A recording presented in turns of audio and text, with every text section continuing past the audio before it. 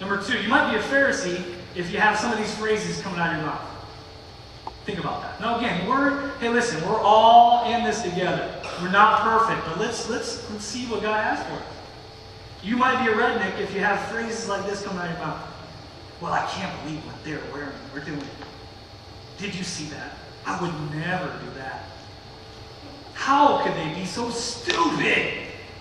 Boy, convicting to me. I find myself in a Pharisaical bedside manner number one. Finally, you might be a Pharisee if you're constantly having to prove that you're right and they're wrong. There's friction always around you. You're always right and they're always wrong.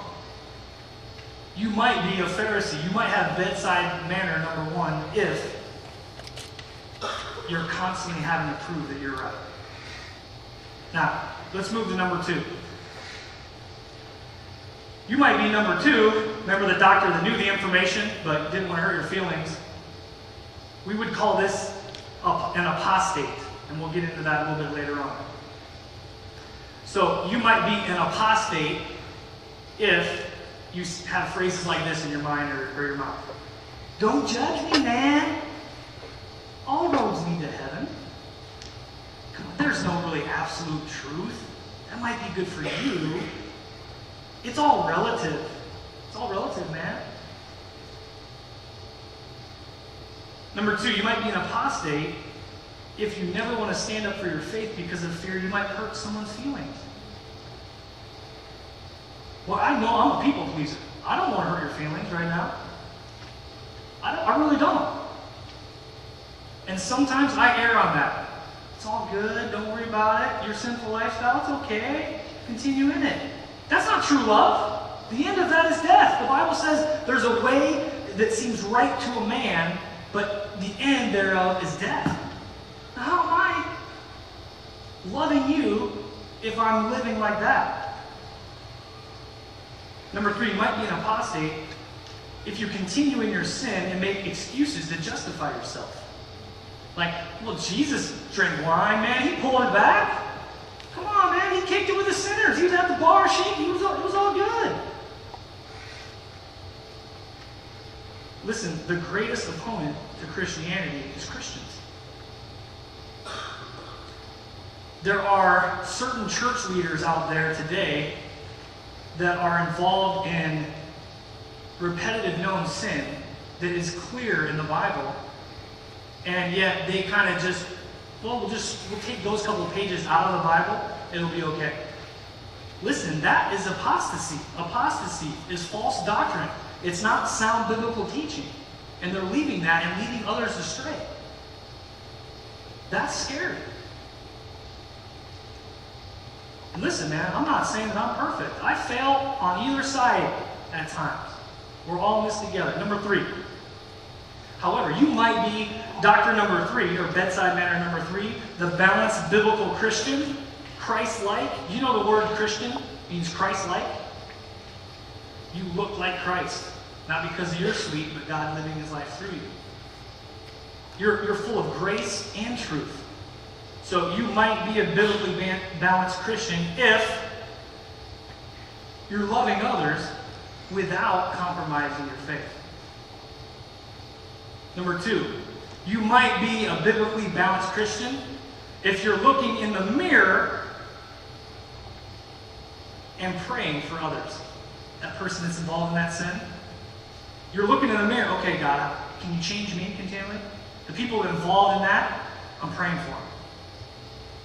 You might be a biblically balanced Christian if the term love the sinner, hate the sin is resonating in your heart. Finally, you might be a biblically balanced Christian, doctor number three, bedside manner number three, if you live Ephesians 4:15. Write it down if this is your heart. Ephesians 4:15, which says, speak the truth in love. That doctor comes in and says, you have cancer, but he does it in a compassionate, loving way. Today, like I said, we're going to get into Bible. So go ahead and turn to John chapter 8. We are going to see the great doctor, the great physician, and we're going to take a look at his bedside manner as he sees this woman caught in an adulterous affair. Literally caught in the very act. We're going to see how he reacts to that. What is his bedside manner like? How can we learn from him, our King and our Creator, as to how to approach the outside world? John chapter 8, verse 1. But Jesus went to the Mount of Olives. Now early in the morning, some of you guys can underline that. Early in the morning, he came again into the temple, and all the people came to him, and he sat down and taught them. Then the scribes and Pharisees brought to him a woman caught in adultery. And when they had set her in the midst, they said to him, Teacher, this woman was caught in adultery, in the very act. Now Moses in the law commanded us that such should be stoned. But what do you say? This they said, testing him, that they might have something of which to accuse him.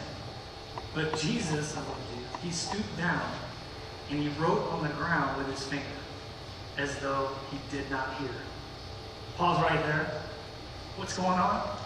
These guys are trying to get Jesus tripped up. Remember now, for context, he's basically, he's walking through his early ministry. Now he's basically into the last 6 months of his ministry. And all these Pharisees and scribes, these Jewish leaders that are threatened that Jesus is going to take their position, are trying to find a way to get him out of the mix.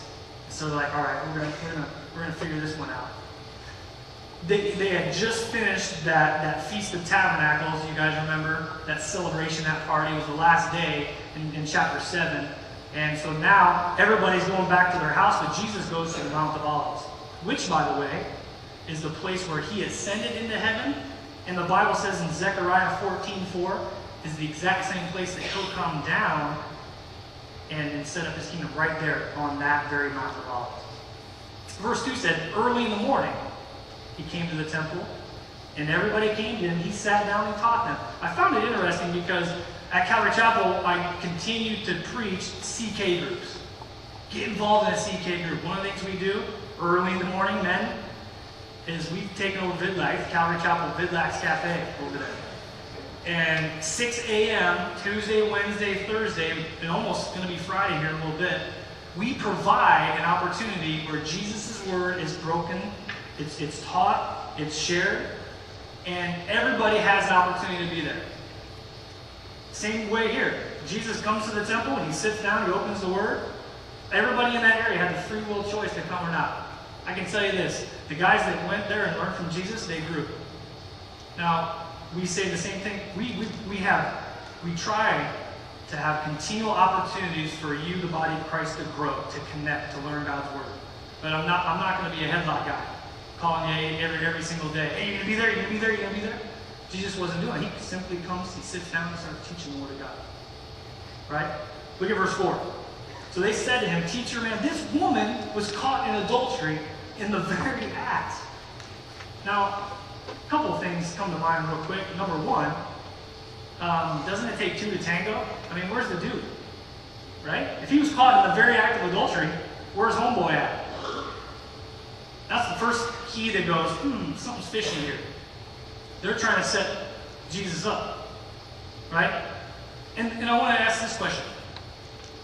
What is the worst thing that you have been caught doing? Because this will really start helping you understand the context of this and how to react to others when they're caught doing something. Some of you in here, you've been caught in the action of adultery. And you've had people react to you.